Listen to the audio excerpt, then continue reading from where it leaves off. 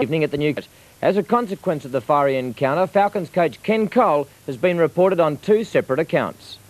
The first report came after Falcons coach Ken Cole allegedly hit the score bench timeout button vigorously, and referee Steve Bignell has reported Cole for interfering with the scorer's bench. But the real drama started midway through the final term as Cole and North Melbourne's David Graham became involved in a running verbal tirade as the match progressed. And it overflowed at the end of the game as, according to Cole, David Graham had one last verbal shot and it was on. And it's on in centre court between Ken Cole and David Graham. This is very, very ugly and not needed. We've already seen one coach suspended.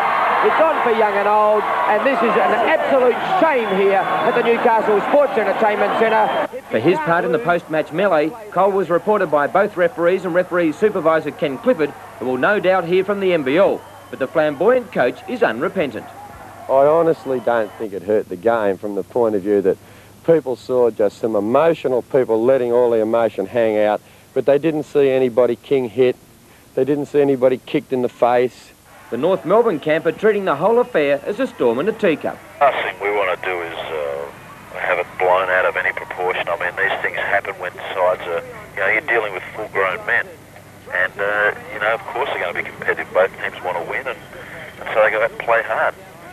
For Cole, there are no regrets for last night or his style of coaching. I'm an emotional person, and I make mistakes. And when I came here, I said to Basil Sellers and the Newcastle people that life with me may be no Sunday walk in the park.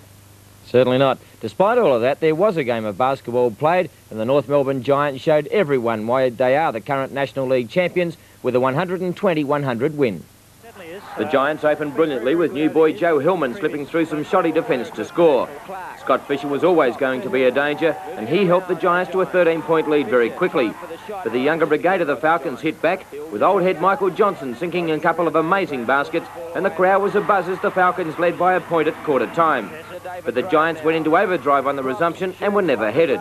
They led by 10 points at half-time, and with Mark Leader playing well, stretched that lead to 23 at the last change.